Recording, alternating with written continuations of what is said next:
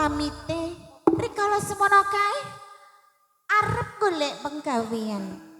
Ya kuwi kanggo ya awake dhewe iki kudune maringi patuladan kagem calon pinanganten kae. Calon apa wis ta? Yo wis ta wong wis sijapan kok. Ah ya kaya ngono. Kok calon terus to.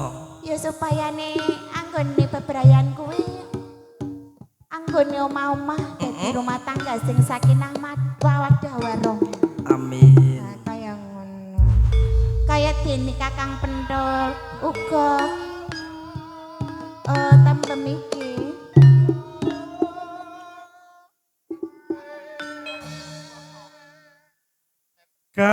Kangen kutan paupama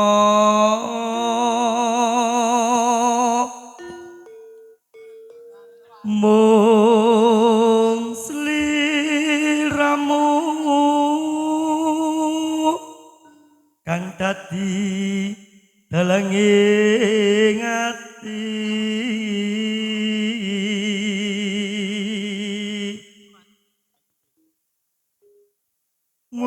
musuh enggonku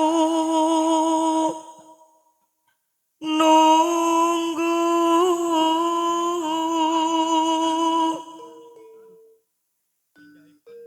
sliramu tansah leledha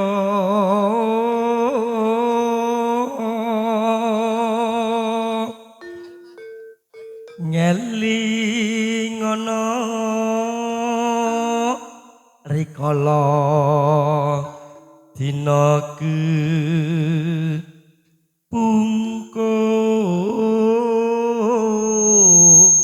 pungkur Sing ndi to Kakang? sliramu wis ngendika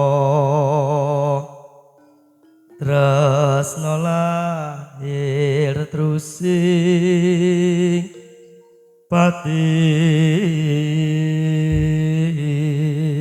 batin Janjane dicawisi kaya ngene iki yen aku lungguh kok kaya wong lumpuh lho. lho ora apa-apa iki mau jane ya ape linggih Heeh. jarene selamat engko nek ning jaba linggih lah yo ngadeg yo penake ngene lho Ayo penak ngadeg to. Lah kok lingking kok darani lho tembeme kae wis lumpuh apa piye?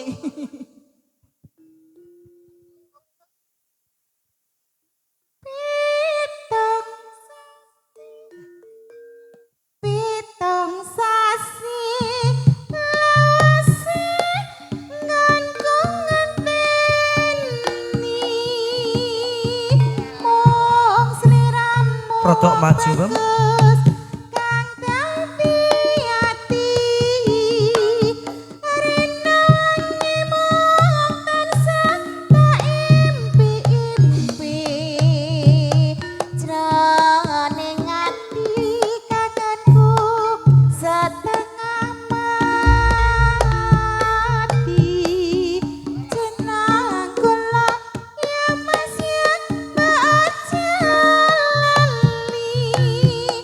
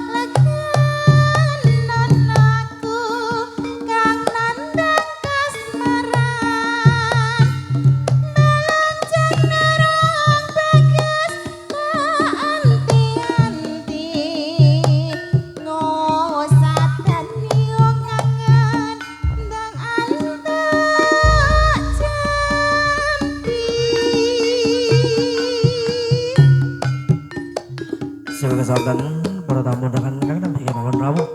Sugeng rahayu pasukote kang sampun sumadyo lan midhangetaken sandiwara barungan bagus budaya.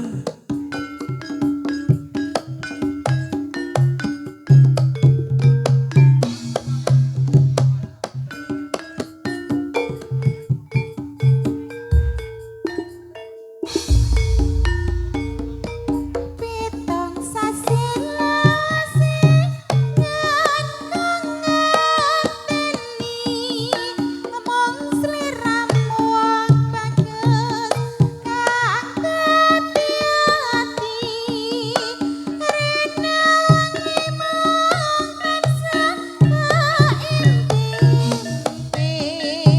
jroning ati kangenku setengah mati jeneng kula ya mas ya tak jali ngeling ana rikala jaman semana sliramu janji aku setia ngenteni lahir batin tresnaku karo sing ati Kangen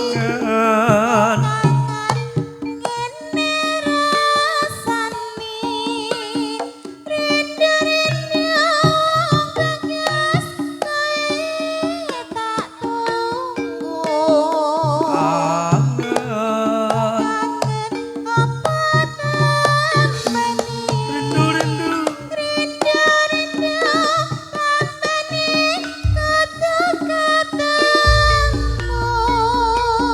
kelapa muda enake kerajaan lakonan aku kang nandang kasmaran malang cenderung bagus tak anti-anti ngusadani wong kangen hendang antuk jambi rumangsa marem sakjroning atimu mbem. anggih kakak Iki mau gendinge apa? kangen Kangen. Iki jumbono karo kahanan. jumbo atau- karo kahanan sampean karo aku lak yo suwe ora ketemu Wis kaki lege ya prenjak tansah ganter-ganter saya banten menika sasmitane para pinisepur rumiyin yen ana prenjak sing ganter-ganter kuwi mesti bakal katekan tamu kaya ngono. pun rantu sawetawis Coba dirantu sauntara ini. anje mbok menawi sak mangkene tamu ingkang rawuh menika amberkahi kagem keluarga panjenengan kaki lege ya dalane lege ya Kaya ngono. Mbok menawa wae renjak kang ganter-ganter kaya tumus apa kandhane wong winarsis kae. anje kaki lege ya Nini legeye. kaki lege Renjak kang ganter-ganter kaya tumus ana tamu sing rawuh ana rompok awake dhewe. Anjir kaki lege ya. Menapa panjenengan menika sampun tepang? Tamu sing rawuh menika asmane sinten kaki lege ya? Babar pisan aku durung kenal kok Nini. Anjir. Coba ndak takonane sauntara ya. Nini. Sumangga kaki lege ya. Assalamualaikum warahmatullahi wabarakatuh. Waalaikumsalam warahmatullahi wabarakatuh. Nun sewu. Boten tambuhing kahanan nggih Pak. Panjenengan menika paring asma sinten? Saking dusun pundi kok panjenengan tebih sangat rawuh wonten rompokipun kaki legeye dalah Nini legeye. Ngeten kaki legeye adalah Nini legeye. Nggih. Sing kaping sepindah kula badhe silaturahim Nggih. wonten rompok kaki legeye adalah Nini legeye.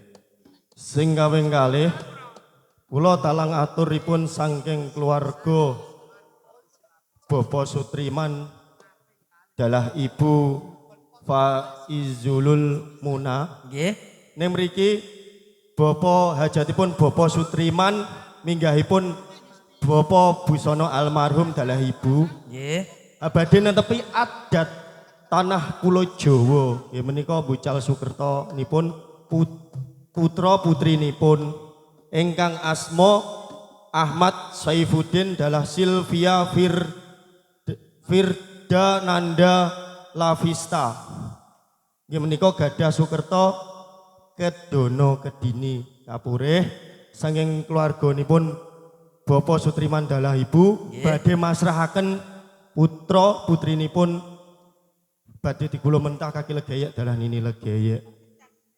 Nun sewu. Silaturahmi panjenengan kula tampi kanthi asta kula kekalih. Mugia ing sakmangkene dadosa sedherek nggih, Pak. Nun sewu kok panjenengan ajeng pasrah. Putra kelawan putri panjenengan napa panjenengan sampun ikhlas lahir batos panjenengan? Ikhlas lahir batin. Ibu sampun ikhlas. Lah iki cara nampane piye to? Sekedap nembe ditata riyin. Sing kakung? Sing kakung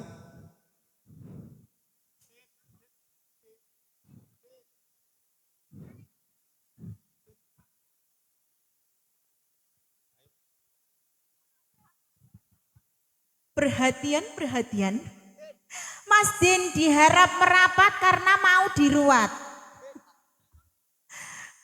Perhatian untuk Mas Din. Ayo Mas Din, badhe diruat nggih.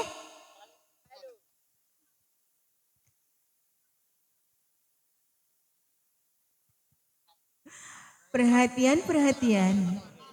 Mas Din diharap merapat karena mau diruat.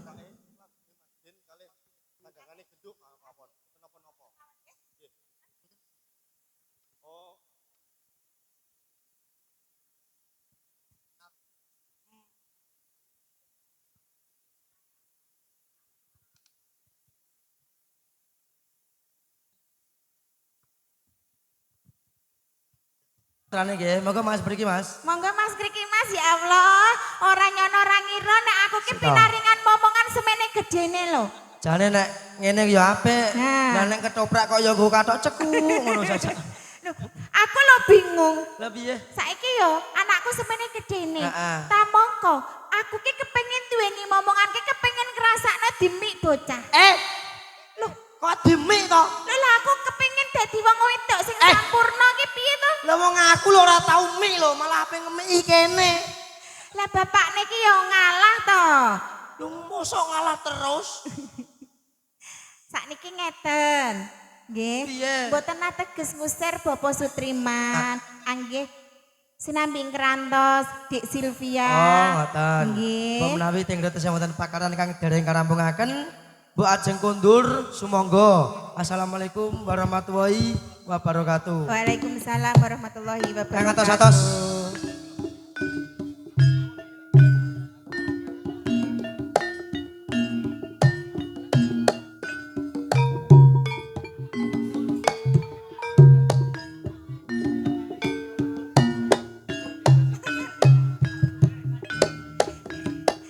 Kaki legeye. Nene legeye. Nek ning gone kono kae Mas Din bosku. Heeh. Saiki aku dadi mboke. Heeh. Sesuk aku nak main melu kowe bos, kowe iki kowe dadi anakku ngono ae. Ki dadi anakku kudune manut ambe aku lho. Ning aku ya sajak pangkling kok ni. Kok pangkling to? Lah adat sabene kae ora tau kacamatanan, lah iki ning kutuk pisane kok nggo kacamata lho. Kaki legeye. Piye? Beleken. Lah mulane to wayah udan ya udan-udan. Anggih. Iki to kemantene? Gak to. Tak kira iki. Iki Guyu. Silvi. Nggih.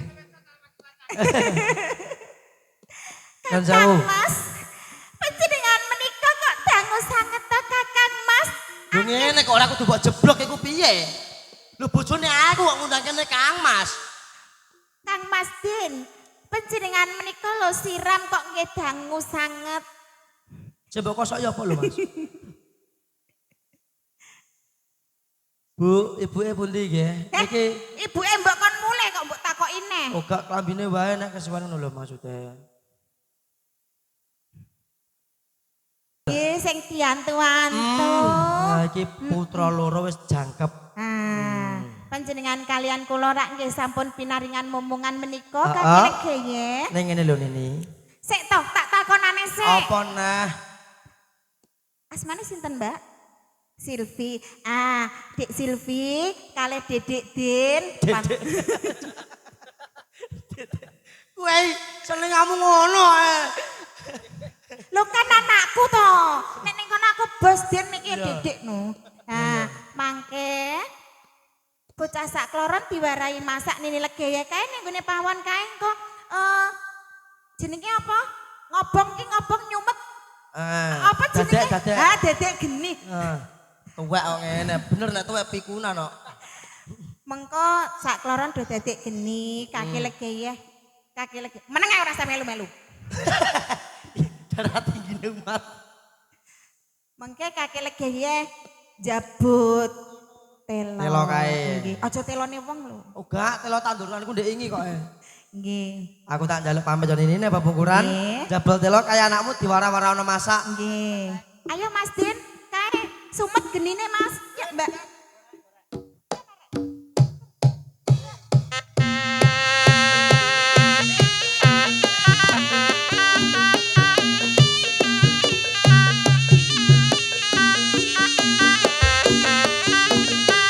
Dadi wong wadon ki kudune ya pinter masak, pinter macak ya kudune iso manak kaya ngono.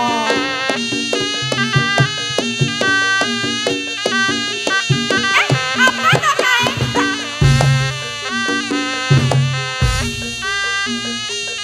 Oh, lah kono kewan sing jejerisi kaya ngono. Ayo Mas, ayo Mas, ayo Mas. Tansah ganggu gawe kaya ngono lho.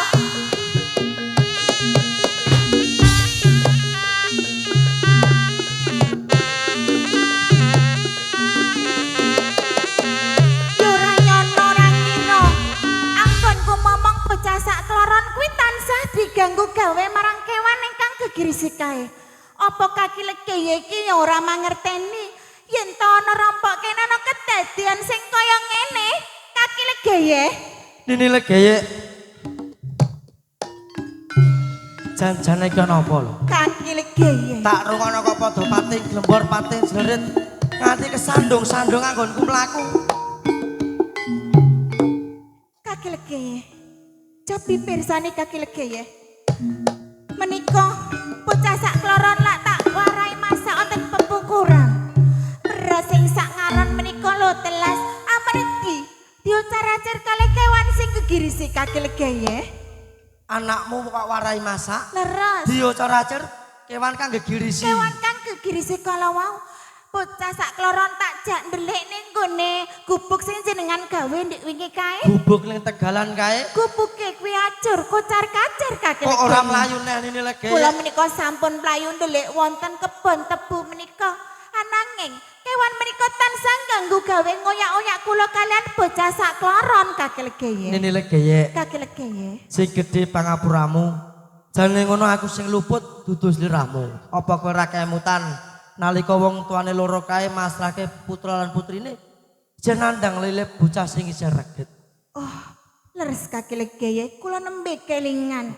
Yen to bocah sak kloron menika nandang Sukerto Kedono Kedini kaki legaya. Nini legeye. Kaki legaya. Coba to aku purutke janur sing ana gedung pusaka kae. Kestakaken dawuh kaki legaya.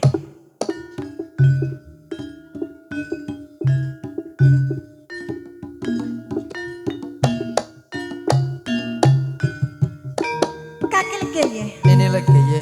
Menapa menika ingkang panjenengan kersake kaki legaya? Ora liya ya mung iki wujude janur kuning sing tak kersakake.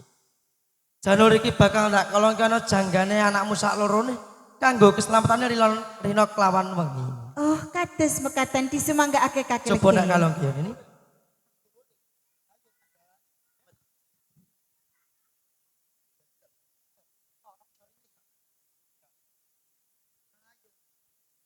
Kaki legaya. Nini legeye. Sak sampunipun bocah sak kloron menika panjenengan kalunge arupi janur kuning. Pasuryane tansah cuploro tambah sumunar kaki legaya. Mangertenono Nini legeye. Kabeh ngono saka gedhe katesane janur kuning kae. Cahya utawa nur sing temurun saka dhuwur kae Nini Oh, legeye. kados mekaten. Ora mung cukup semene wae anggonku. Mari aji sangut. Lajeng Iki dina anakmu sak loro kae bakal ndak selamat laku uga supaya tangga teparo kae ora mangerteni yen to mung iki bocah titipan. Kados mekaten sumangga kaki legi. Dereng pinter babakan gula wentah lan momong bocah. Yen to panjenengan tindak amargi menika sampun dados tugas panjenengan, kewajiban panjenengan Bener. kedah nyekapi kebutuhan sandang pangan lan papan. Kula nyuwun kanca rawang kagem jagi keselamatane momong bocah sak kloron kaki legeye. Nini legeye. Kaki legeye. Yen kowe njaluk kanca rowan. Ora kok ateges aku njaluk kanca rowan warga kutuk kene. Lajeng. Nanging sejatine anakmu lahir cengar ning alam donya kae. Duweni sedulur tuwa papat cacahe ning maujud batan halus. Nggih. Upama iki dina ndak cetha dadi batan kanyar tak jaluk aja wedi Nini legeye. Kula sumanggaken kaki legeye. Nger subi ya. Amarah alamah mutmainah. Dawuh kaki legeye.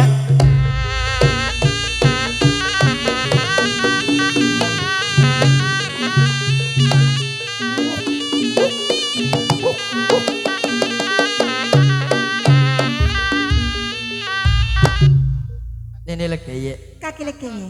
Ya iki wujuding seduluring tuwa anakmu kenang jelagur kelawan perawan jelagur. Nggih. Coba ndak dangune sauntara ini. Sumangga kaki legeye. Yer subiah amarah alamah lan kowe mutmainah. Dawuh kaki legeye. Sekawet kowe batan halus ndak cipta dadi batan kasar. Iki dina ora tak kon enak kabeh nak lungguh jigrang selo tumpang paribasane. Ning kowe tak kon jaga. Bau kiwa tengene kadang manep uga dadi kanca rawane Nini legeye apa ya saku. Ger. Saguh kaki legeye. Nini legeye. Kaki legeye. Selaka sore nak nggonku budalan nang Kutaraja. Sewang dalam selamat aku njaluk pamit Nini legeye. Satus kaki legeye.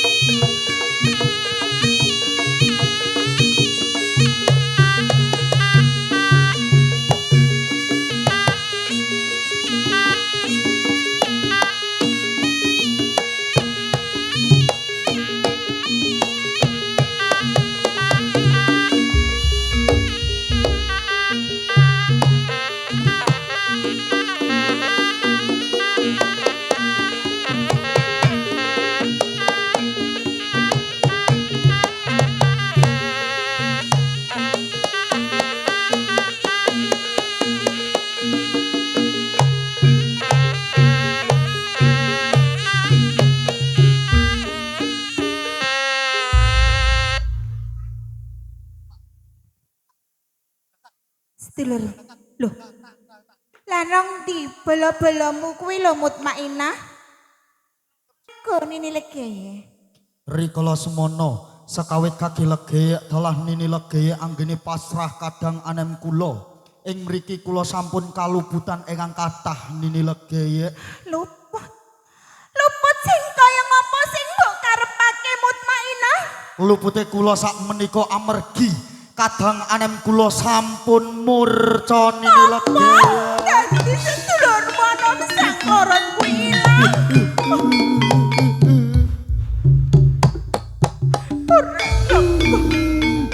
Yen ana kejadian sing kaya mangkene iki sedulur papan. Temungku. Banget gede pangarep-arepku marang sedulur papan. Bisa sabihan tuh. Joko lan momong putra lan putriku. Sabiha para alu amalan Mutmainah. Dawuh nini lege. Apa rakene?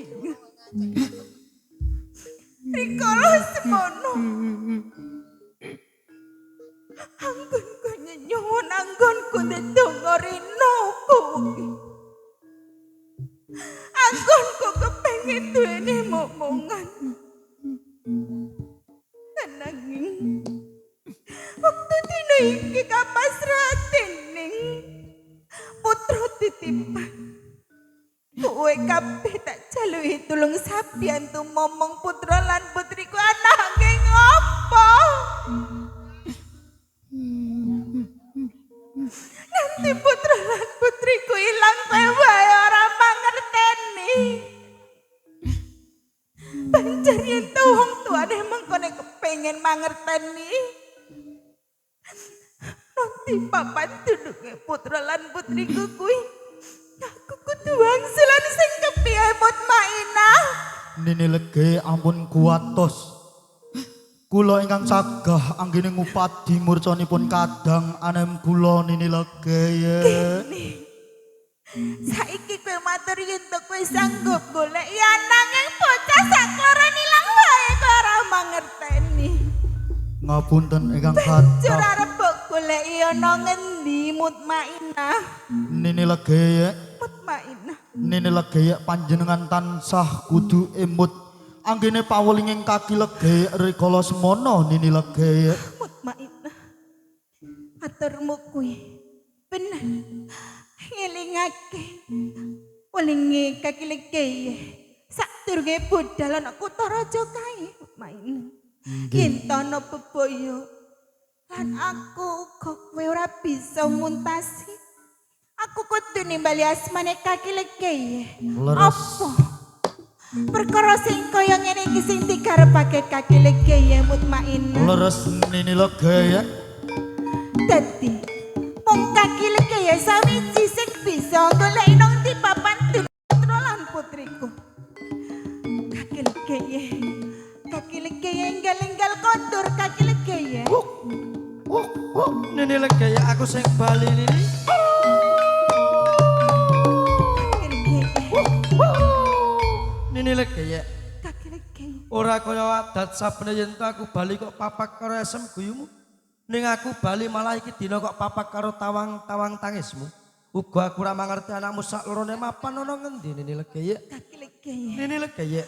Menika badhe kula aturaken marang panjenengan kaki lege nanging saderengipun kula nyuwun pangapunten.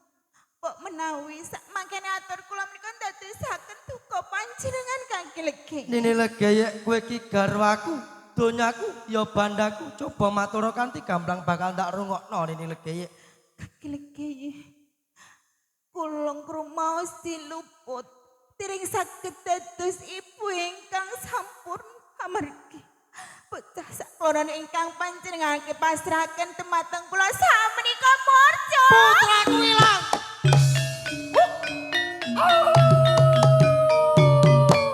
Kaki lege. Kula ngrumaos sinten kula menika lepat kaki lege. Kaki lege.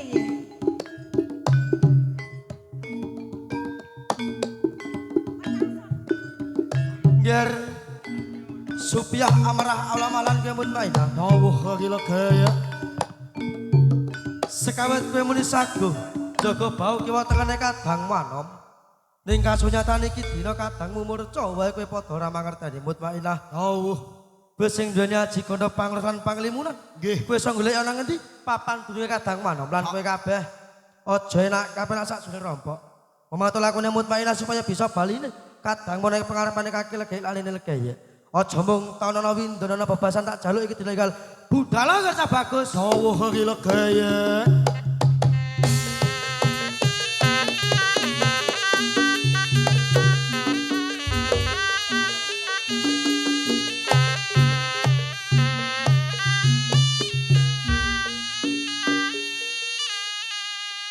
Yer kowe sak papate Dawuh. sekawet tak tundung saka sadurunge omah kene. Nggih. Nanging kasunyatan iki dina kowe wis wani bali ana pengarepane kaki legaya apa wis entuk gawe ngger cah bagus. Sampun kaki legaya. Kula beto sardula menika ingkang nyidra kadang anem kula kaki legaya. Dadi kewan kang gegersi kang nyidra kadangmu anom. Leres. Yer sekawet kowe batan alus ndak cipta dadi batan kasar. Nggih. Iki dina bakal ndak cipta dadi batan alus maneh kanggo kekuatane jiwa ragane kadang anom. Rasa kesane iki dina enggal labanana kerja bagus. Dawuh kaki legaya.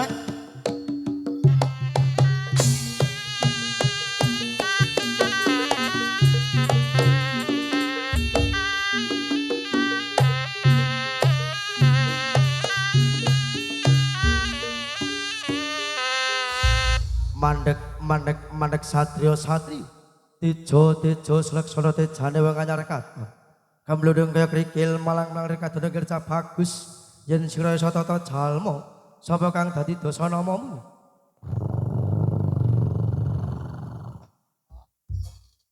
Yen kowe takon kelawan aku ya aku Gembong Kamijaya Bathara Kala. Kosok baline kowe sapa? Dadi sira kang aran Bathara Kala. Yo diwanoke wae. Aku kaki legek yo dalang pangruwat. Kaki legi Ening paran ana kawigaten apa dene kowe nyandhek anggon kulumaku? wis sak mestine aku wani nyandhek kowe lumaku iki dina barengi ilange putraku loro kae kenang jlagur dalah prawan jlagur tak kira kae mukel gawemu. Kaki legi Ening paran sumurupa ora ndak selaki pancen aku tumuju ana ing papan kene sengaja aku golek tadah kala mangsaku wujute Sukerta tedhak turune Adam ya kuwi Ahmad Saipuddin lan Silvia Firdananda putra saka bapa busana almarhum lan ibu Panjuluk Monah saka laladan Kutuk. yen sira nadah pancen bener nadah kala mangsa putraku sak lorone kae eling-eling den kena eling apa kowe ora kelingan nalika sejarah ora ing tanah Pulo Jawa kae tadah kala mangsane Sri Bathara Kala kae kidang sapi menjang sak pitunggalane bareng tak beset kak aranake Sri Bathara Kala gelap sayuta jadang panganku ditising Bapak Adam Ibu Kawa 1567 pamungkas ning iki dina Bapak busana almarhum dalah Ibu Faizulul Munakai wis eling ngruwat sengkalane putrane kapara bocah kae wis ndak kalungi aji sangut pratandhake bocah kae bocah kang wis suci ora duwe getek cilik apa wae gelap sayuta wektu dina iki entuk ya tak jaluk ora entuk ya tak jaluk balik putraku nggerca bagus.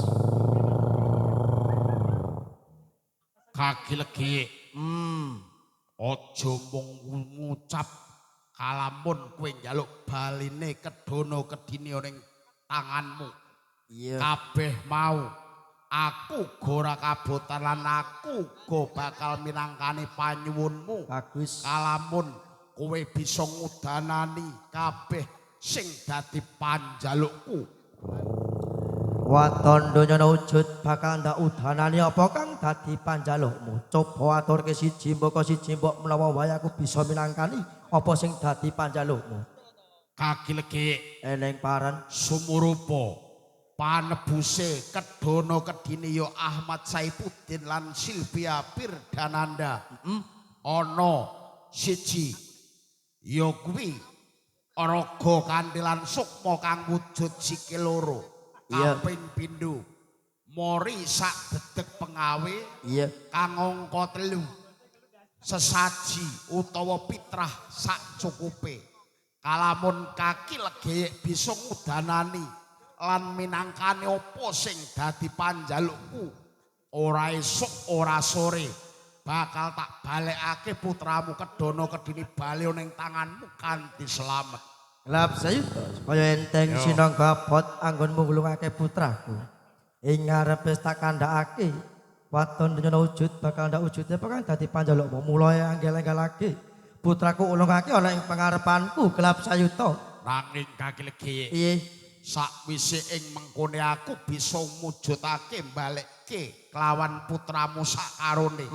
Yen nganti kowe mblenjani janji aja takon dosa kaki legeyek. aturing sesepone ing tanah Jawa ora bakal mblenjani apa sing dadi kekarepanmu. Yen ngono tak jeblake lak-lakanku nyoh tampanono. Tampanane ngerca bagus.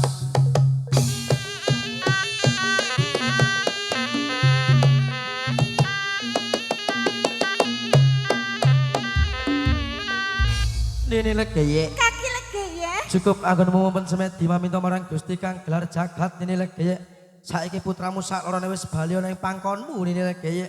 Kaki legeye. Nini legeye. Banget bombong ati kula bocah sak kloron sak menika sampun kepanggih kaki legeye. Coba ditilik ana dhisik to nini. Pun leres niki anak kula. Bener. Nggih. Mesti sing mbok elingi iku ah. Iki sing tak elingi. Gandan, ya. Selak kesoren ya Bos ya. Nini legeye. Kula kaki legeye. Damar mancung tinupet lelakon iki aja ngasi wong tuane loro kae mangerteni apa maneh tangga teparo kae. Nggih kaki legeye. Kula mboten bakal buka wati menika namung panjenengan kalian kula ingkang mangertosi kaki legeye. Nini legeye. Kaki legeye. Sakwise anakmu bali ana ing pangkonmu. Nggih. Apa kae ora kebrung manuk prenjak ganteng-ganteng sak jabane omah nini legeye. Kaki legeye. Kaporo menika ingkang rawuh menapa panjenengan pangkleng kaki legeye. Menika lak Bapak Sutriman. Sajak leledang nini legeye. Leres. Monggo Bapak. Ekspres iki. Pokoknya ekspres pokoknya. Warahmatullahi wabarakatuh. Waalaikumsalam warahmatullahi wabarakatuh. Kula mboten pangling menika Bapak Sutriman adalah Ibu Fayzulul Munah nggih. Leres. Jenengan kok tebih sangat saking dusun kutuk malah kabureh betul kados ngaten menika jan-jane kagem napa nggih. Ngeten kaki legeye, nini Nggih. legeye. Sing kaping sepindah Bapak Sutriman adalah Ibu Faizulul Muna. Nggih. Badhe silaturahim wonten rompok kaki legeye adalah nini legeye. Sing kaping kalih Bapak Sutriman adalah Ibu badhe ngajak wangsul putra putrinipun kapureh sampun digolo mentah kaki legeye adalah nini legeye. Sing kaping 3 keluarga Bapak Sutriman badhe maringi sedekah lawan kaki legeye adalah nini legeye. Kapureh sampun ruwat putra putrinipun. Oh, nun sewu, ajeng maringi bebungah kula minangka sedekah panjenengan. Napa panjenengan sampun ikhlas lahir batos panjenengan, Pak? Leres lare batin. Ibu nggih sampun ikhlas. Kayak coba tampani tahun ini sajak kabotan tenane. Lho, kae lho. Lah sajak kabotan lho mlaku do kono do kene lho nini.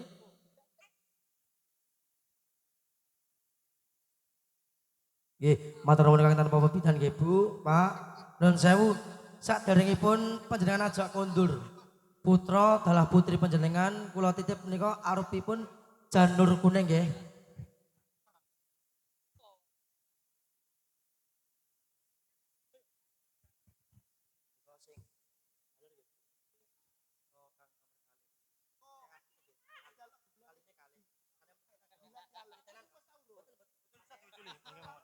Bismillahirrahmanirrahim.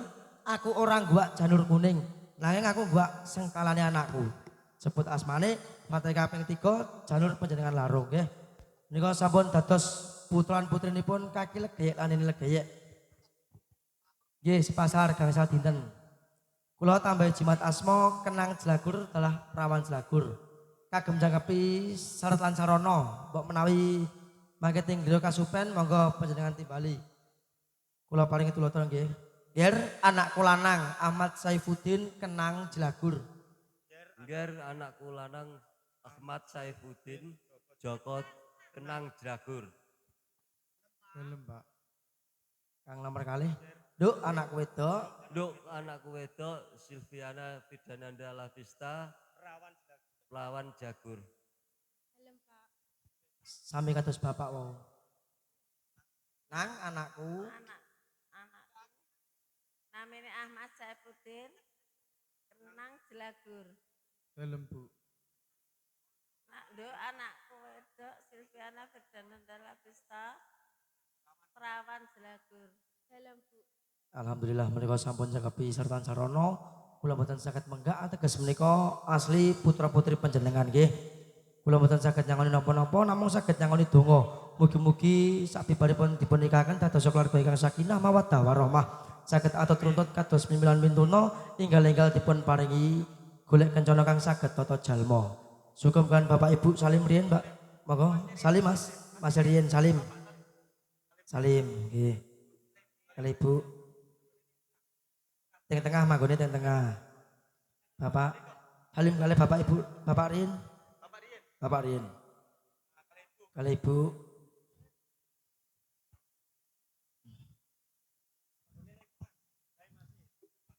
Nun sewu. Tasih wonten wigati kang dereng kawedhar napa sampun nyurakapi, Pak? Sampun cekap kaki legeyen badhe nyuwun pamit. Mbok menawi sampun nyurakapi boten ateges kula nundung Mbak Ajeng Mansul sumangga. Assalamualaikum warahmatullahi Waalaikumsalam warahmatullahi wabarakatuh. Monggo. Kang atos-atos. Kaki legeye. Ini lagi